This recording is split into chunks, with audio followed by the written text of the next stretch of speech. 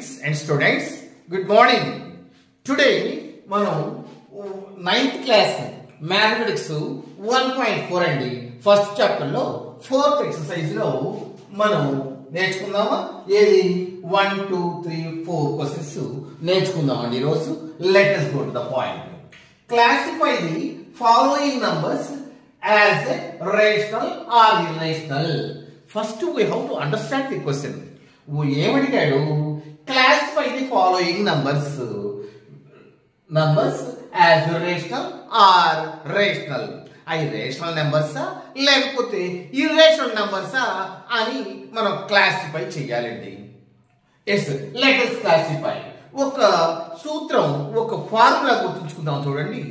ఒక irrational number, ఒక rational number, మనకు 4 ఆపరేషన్స్ ఉన్నాయి చూడండి. Plus, minus, multiplication, divisions.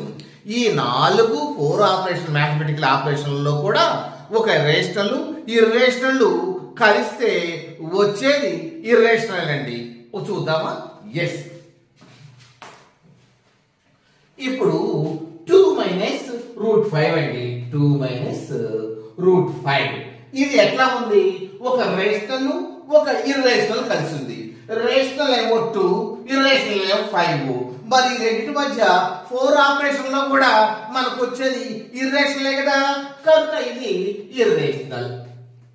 ఇది ఇర్రేషనల్ నంబర్. ఇర్రేషనల్ నంబర్ అని రాయటండి. క్లాసిఫై చేయమన్నాడంతే, మనం ఇంకేం చేయమల్లా అది క్లాసిఫై చేయండి, అది చూపెట్టండి, అదా ఇదా చూపెట్టమన్నాడు. రేషనలా కాదా అని. ఇక ఇంకోటి ఉందండి. 3 ప్లస్ రూట్ 23 బ్రాకెట్ వేసి మైనస్ రూట్ 23 వేశాడండి. మనం వరుసగా రాసుకుందాం. 3 ప్లస్ రూట్ 23 మైనస్ రూట్ 23 ఆ బ్రాకెట్ తీసి వేసేసుకున్నాం.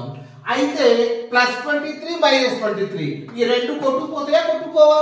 ప్లస్ మైనస్లు మనం -1 ప్లస్ 1 ఏమవుతుంది? 0నే కదా. అట్లనే plus root 23 minus root 23 cancel అవుతాయి. మనకు మిగిలేదేంటి? ఒక 3నే కదా. మరి 3 రేషనల్ నంబరా ఇర్రేషనల్ నంబరా? చెప్పండి. రేషనల్ నంబరే కదా.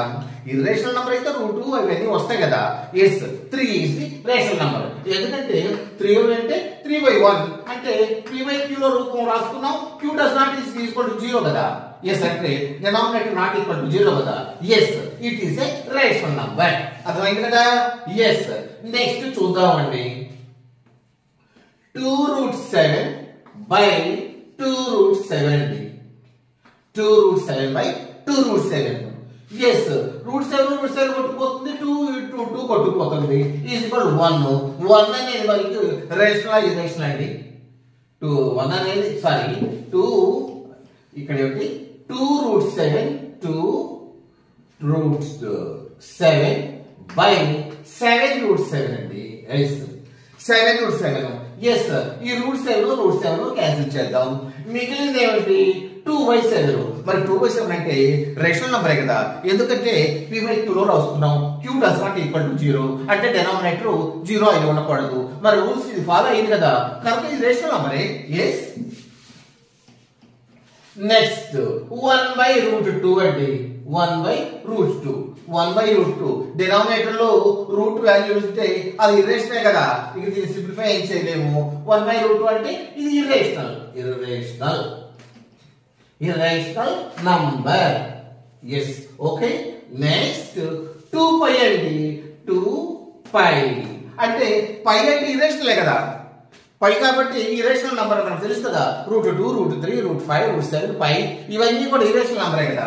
ఇర్రేషనల్ నంబర్ కలిసి ఉంది కదా.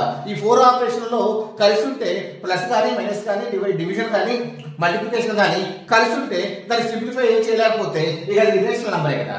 ఇర్రేషనల్ నంబర్ తో రేషనల్ నంబర్ కలిసి ఉంటే అది ఇర్రేషనల్ నంబరే. ఈ 4 ఆపరేషన్స్ లో కూడా ఏదైనా క్యాన్సిల్ చేయగలం కానీ లేకపోతే ఇది ఇర్రేషనల్ నంబరే. ఎస్. నెక్స్ట్ ఆ ఫస్ట్ ప్రాబ్లం అయిందండి. ఇక సెకండ్ ప్రాబ్లం మనం ఏం చెప్తున్నాం? we have to read the problem carefully. బాగా చక్కగా అండర్స్టాండ్ చేసుకుంటే అది సగం వచ్చేసినట్టేనండి. గుడ్ బిగినింగ్ ఈజ్ ఆఫ్టర్ అన్నారు. చూడండి. Simplify each of the following expansion. ఈ ప్రతి ఎక్స్పాన్షన్స్ ఇచ్చాడు. దాదాపు 4 ఎక్స్పాన్షన్స్ ఇచ్చాడు. వాటిని సింప్లిఫై చేయమన్నాడు. సాధ్యమైనంత వరకు మీరు క్యాన్సిల్ చేయండి, సాధ్యమైనంత వరకు చిన్నది చేయండి, సింప్లిఫై చేయమన్నాడు. చేద్దాం. ఇది ఇంటూ ఇది, ఇది ఇంటూ ఇది ఇచ్చాడండి. ఏది ఇంటూ ఏది? 3 ప్లస్ √3 ఇంటూ 2 ప్లస్ √3 అండి. 2 ప్లస్ 2 అంతేనా? 2 ప్లస్ √2 ఈ రెండు ఇచ్చాడండి. రెండు ఏం చేయమన్నాడు? We have to understand. రెండింటిని మల్టిప్లై చేయమన్నాడు. ఇప్పుడు 32 ఇంటూ 3 ఉంది అనుకోండి, మల్టిప్లై చేయడమే కదా. దీన్ని ఇట్లా కూడా రాసుకోవచ్చు. కాబట్టి అక్కడ రాశాడు. ఇటు రాసుకోకుండా ఈ విధంగా రాశాడు, ఈ విధంగా రాశాడు. ఎస్. అప్పుడు ఏం చెప్తామంటే ఒకదాన్ని మల్టిప్లికేషన్ లో రెండు ఉంటాయండి. మల్టిప్లికెంట్, మల్టిప్లయర్. మల్టిప్లికెంట్ ని మల్టిప్లయర్ తో మల్టిప్లై చేయటం. అది ఇక్కడ మల్టిప్లికెంట్. దీన్ని మల్టిప్లికెంట్ గా తీసుకుందాం, దీన్ని మల్టిప్లయర్ గా తీసుకుందాం.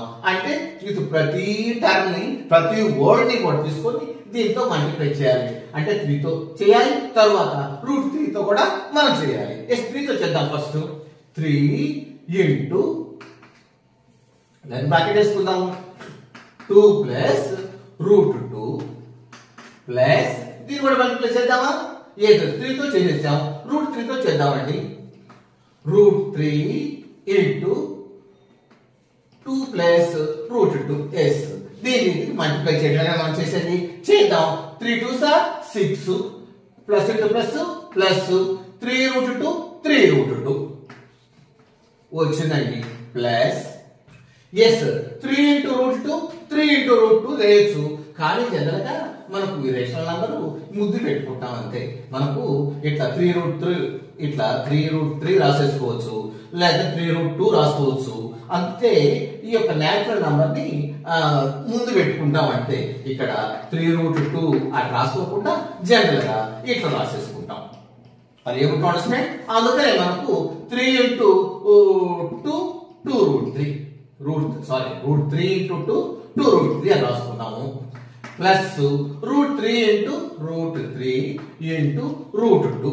అది ఇంకా సింప్లిఫై చేయొచ్చు. చూద్దామా? ఎస్ చూద్దాం. Yes 6 plus 3√2 plus 2√3. రూట్ లో ఇక్కడ 2 ఉంది, ఇక్కడ 3 ఉంది. ఇక్కడ ఉంటే మనం మల్టిప్లై చేయొచ్చు, కానీ వేరుగా ఉన్నాయి. ఇట్లానే రాసేద్దామండి. 2 ప్లస్ 2√3 ప్లస్ వీటిని చేసుకోవచ్చు కదా, రెండు రూట్ కింద ఉన్నాయి కదా, ఇట్లా మనం రాసుకోవచ్చు కదా. 3 into 2 that is equal to √3 √6 గా రాసేసుకోవచ్చు. రాసేసుకోవడం జరిగింది. 3 2 6 √6 ఆ విధంగా మనం చేసుకోవచ్చు అండి. ఇప్పుడు ఇంతకంటే మనం సింప్లిఫై చేయలేము. మనం మాక్సిమం చేసేసాం. ఎంతవరకు వచ్చిందో అంతవరకు లాగేసాం. ఇక ఎంతకంటే సింప్లిఫై చేసుకోలేము. 6 ప్లస్ 3√2 ప్లస్ 2 ఇంటూ 3√2 ప్లస్ √6.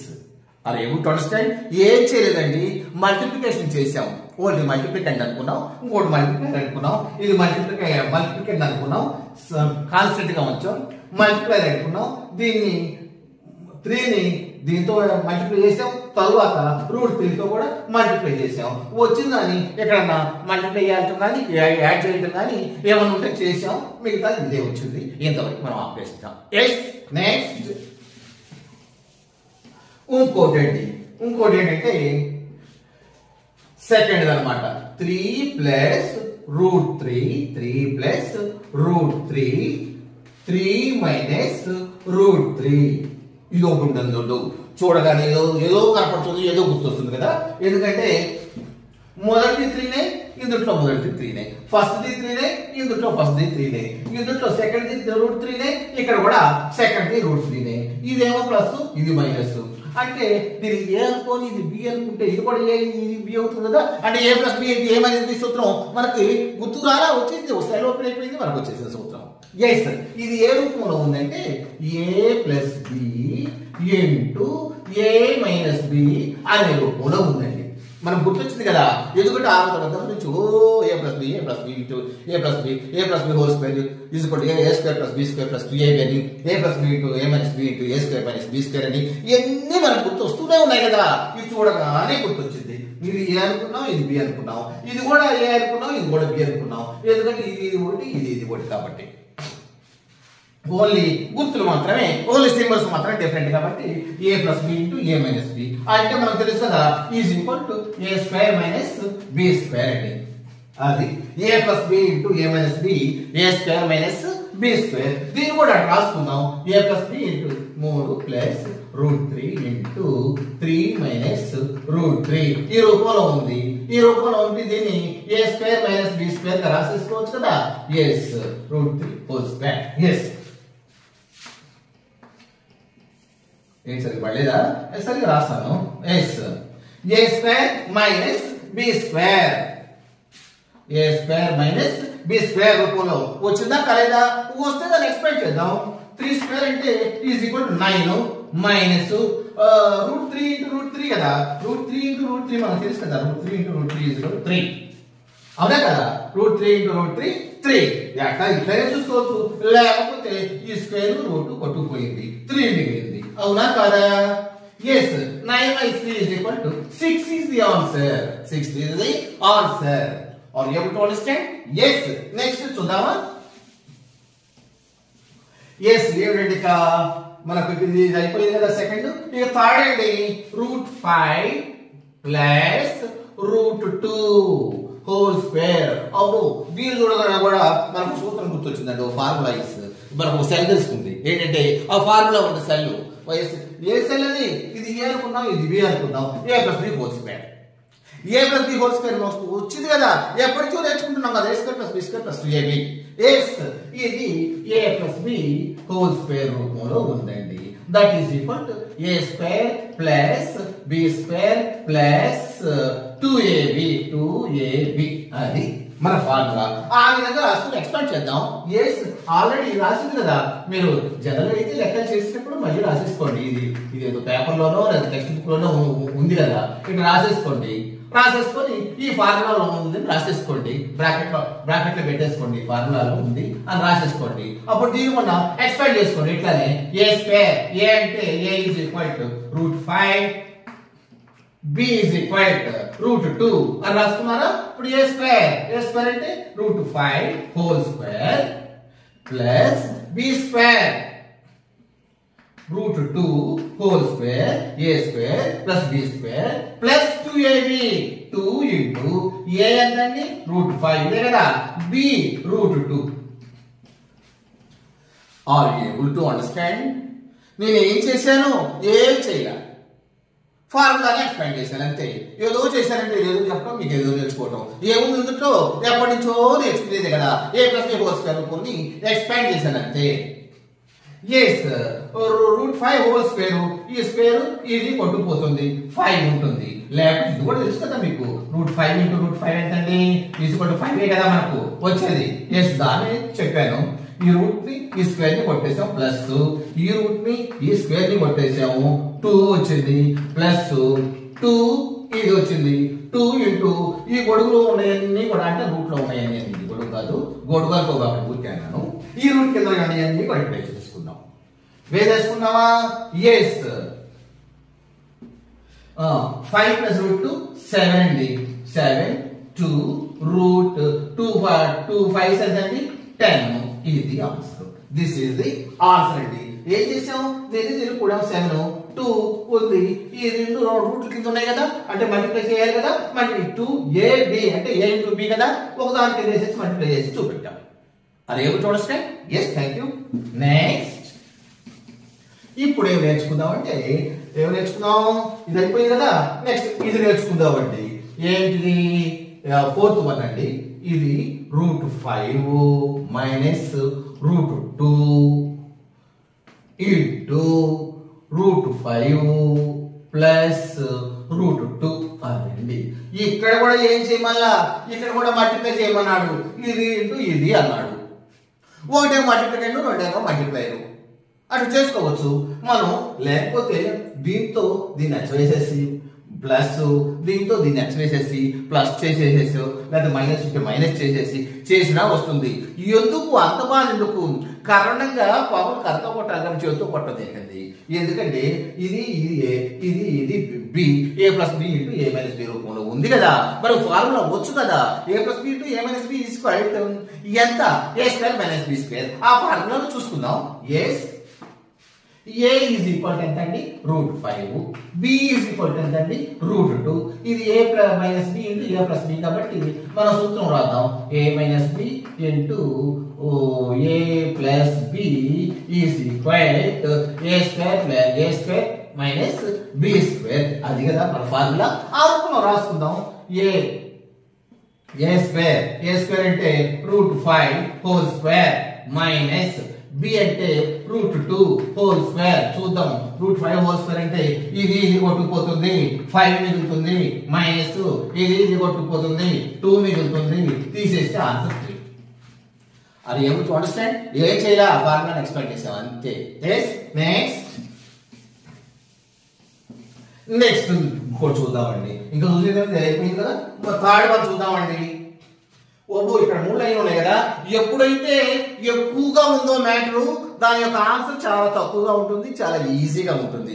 అంతేగాని అబ్బో ఇది పెద్ద ప్రాబ్లమే అని మీరు ఎప్పుడు అనుకోవద్దండి. పెద్ద ప్రాబ్లం ఇచ్చాడంటే వాడు ఎవరంగా అందులో ఉన్న లూప్హోల్స్ అన్ని మనకి ఇచ్చాడు అని దాని అర్థం. రీకాల్ అంటే రిమైండ్ చేసుకోండి, ఇదివరకు చదువుకున్నారో గుర్తు తెచ్చుకోండి అని. Recall, pi is defined as the ratio of circumference bracket లో C అన్నాడు. అంటే circumference ని SC అనుకోమన్నాడు అంతే. Circumference of a circle of a diameter say D అనుకోమన్నాడు. డయామీటర్ ఏమనుకోమన్నాడు D అనుకోమన్నాడు. సర్కంఫరెన్స్ ఏమనుకోమన్నాడు C అనుకోమన్నాడు. వాడే ఆ వివరంగా అనుకున్నాడు. మనకి ఏం ప్రాబ్లం లేదు, మళ్ళీ గెస్ట్ చేయాల్సిన ప్రాబ్లమే లేదు. అంతే. దాని రేషియో అంటే తెలుసు కదా. రేషియో అంటే ఏంటి? 3/4 అంటే 3:4. దాన్ని 3/4 రాసుకోవచ్చు కదా. 2:4 2/4 రాసుకోవచ్చు కదా. అది ఆ రేషియో అంట. ఏది? పై డిఫైన్డ్. పైని ఎట్లా డిఫైన్ చేశారు? అంటే ఒక రేషియోగా డిఫైన్ చేశారంట. దేనికి రేషియో? సర్కంఫరెన్స్ కి డయామీటర్ కి ఒక రేషియో. అంటే సర్కంఫరెన్స్ బై డయామీటర్ అని పై ఈజ్ ఈక్వల్ అంత అని ఒక పెద్దలు మనం నిర్ణయించారు. పెద్దలు చెప్పారంటే ఏమని చెప్పారు? Pi is defined as the ratio of what? Circumference and diameter. Diameter అంటే తెలుసు కదా. ఇదిగో ఈ డయామీటర్, ఇది సెంటర్ అయితే ఇది డయామీటర్, ఇదేమో ఇక్కడ నుంచి ఇంకేమో రేడియస్. అర్థమైంది కదా అని చెప్పమన్నారు. చెప్పాలని చెప్పారు. That is pi is equal C/D. అది ఇదంతా చెప్పింది అదే. ఇది ఒక మాట ఇస్తే సరిపోయింది పైన. That is pi is equal C/D. This seems to contradict the fact that is pi is rational. అదేంటి? ఒక రేషియోలో చెప్తే కరెక్ట్ గా 1:2 3:4 4:5 ఏదో ఒకటి ఉండాలి కదా. కరెక్ట్ గా ఉండాలి కదా. పై ఈజ్ ఈక్వల్ అని చెప్పారంటే pi itself is the rational number. ఈ డెసిమల్ రూపంలో ఎంత రాసినా కూడా అది టెర్మినేటివ్ అవ్వదు, రికరింగ్ అవ్వదు, పోతూ ఉంటుంది. అంతం లేదు, అన్లిమిటెడ్. దాని ఇష్టం వచ్చినట్టు పోతూనే ఉంటుంది కదా. అటువంటి ఇర్రెగ్యులర్ నంబర్ తీసుకొచ్చి ఇర్రేషనల్ నంబర్ తీసుకొచ్చి ఆ రేషియోలో ఉందంటారేమిటి? ఇది ఏమన్నా కాంటాక్ట్ మీకు కనపడుతుందా? మీకేమన్నా ఇబ్బందిగా కనపడుతుందా? దానికి దీనికి డిఫరెన్స్ గా ఏమైనా కనపడుతుందా? డిఫరెన్స్ గా కనపడితే seems to contradict the fact that pi is a irrational number. pi irrational number కదా. అంటే దానికి ఒక వాల్యూ, నిర్దిష్టమైన వాల్యూ లేదు కదా. మనం ఎప్పుడైతే డెసిమల్ ఫామ్ లో రాసేస్తామో, భాగించామో ఏమవుతుంది? అది అంతే పోతుంది.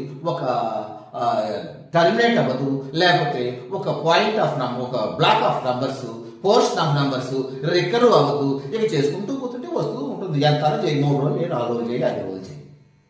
మరి అటువంటి దాంతో ఆ ratio pi is equal C/D అన్నాడేంటి? సర్కంఫరెన్స్ బై D, దీనికి దానికి సంబంధం ఉంది, ఈక్వల్ ఇచ్చాడేంటి? ఎట్లా అది? ఏమైనా డిఫరెన్స్ మీకు కనపడుతుందా? ఏమైనా కాంట్రాడిక్షన్ గా ఉందే? Yes. This seems to contradict the fact that pi is the irrational number. How will you resolve this contradiction? మరి ఇటువంటి కాంట్రాడిక్షన్ ని ఎట్లా రిజాల్వ్ చేస్తావు? రిజాల్వ్ అంటే ఏం లేదు, ఎట్లా సాల్వ్ చేస్తావు అని. ఒక రీ పెట్టాడే కానీ దాని అర్థం ఎట్లా సాల్వ్ చేస్తావు, నీ యొక్క ఉద్దేశం ఏమిటి, నువ్వు ఏ విధంగా చేయగలవు అనండి ఈ లెక్క. ఈ లెక్క ఉద్దేశం అది.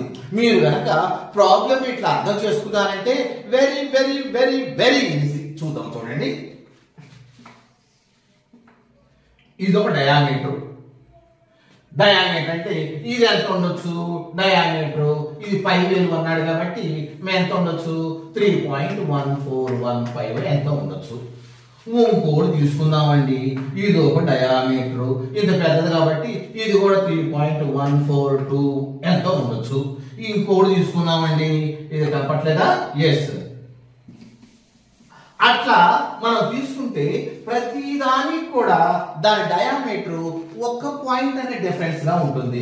ఒకటేమో 3.1425, ఇంకోటేమో 3 పెద్ద అయ్యే పొందికి ఈ యొక్క జీరోస్ పెద్ద అయ్యే పొందికి దాని డయామీటర్ లో కూడా ఎక్కడో కొంత డిఫరెన్స్ వస్తుంది. 1.36 అట్లా, లేక 36 37 అట్లా వస్తుంది. ఎంత డిఫరెన్స్ వస్తుంది? ఇక్కడికి వచ్చేటప్పటికి 1 10 భాగాలు అవుతుంది, 10వ వంతు. ఇక్కడికి వచ్చేటప్పటికి 100వ వంతు. ఇక్కడికి వచ్చేటప్పటికి 1000వ వంతు. ఏ 1000వ వంతులోనో 10,000 వంతులోనో అంటే ఒక పాయింట్ తీసుకొని దాన్ని 10,000 భాగాలు 1000 భాగాలు వచ్చేస్తే ఎక్కడో కొద్దిగా డిఫరెన్స్ వస్తుందండి. అంతేగాని ఇక్కడ పొదుస్తారంలో రాదు, ఇది 1/10లో రాదు, 1/100లో రాదు.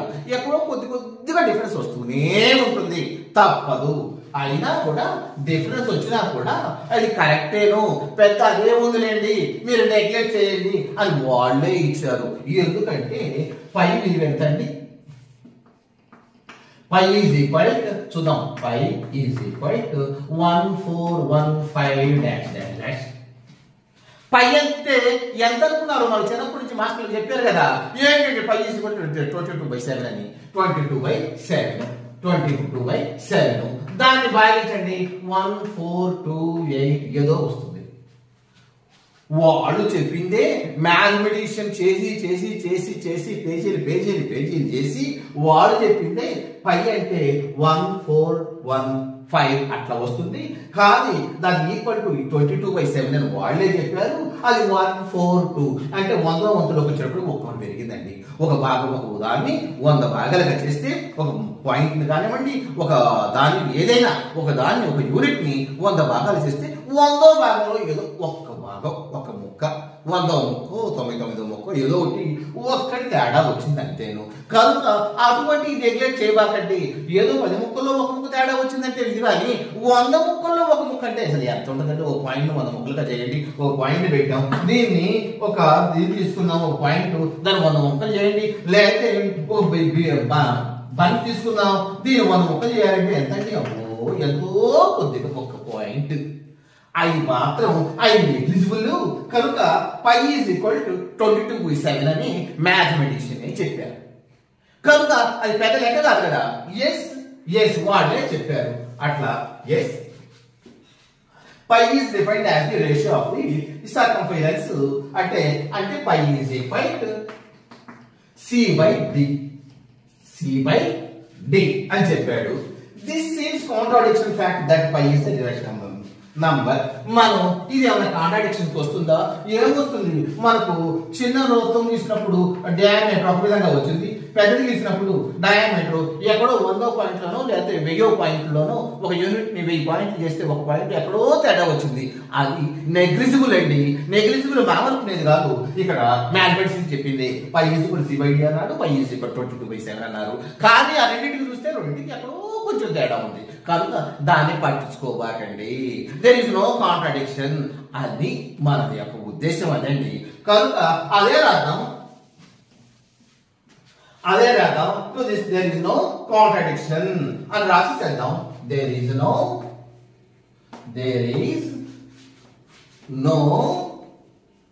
Contradiction. There is no contradiction because we can left because when we measure with any device scale తో కానీ దేంతో కానీ డివైస్ అంటే అదేనండి దేంతో స్కేల్ తో తీసుకోండి ఏదైనా తీసుకోండి C and D వాల్యూ ఏమవుతుందండి C and D value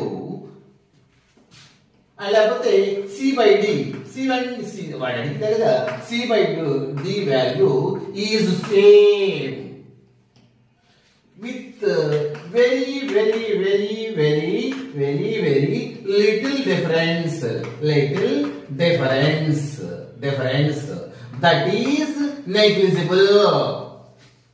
that is negligible and right అదేంటి so there is no contradiction అని మళ్ళీ రాసేయండి there is no contradiction in the value అని మీరు రాసేసేయడం ఎట్లా there is no contradiction in the value అని రాసేసేయండి that itself is the answer ఏం రాస్తారు pi is equal to C/D but when we see actual real multiplication there is very little difference but that is negligible so there is no contradiction to me and said me so always the pi is equal to C/D value is the same there is no difference at all and రాసేయండి అంతే next ఇప్పుడు చూద్దామండి ఇది అయిపోయిందా third one అయిపోయిందా represent route 9.3 అయింది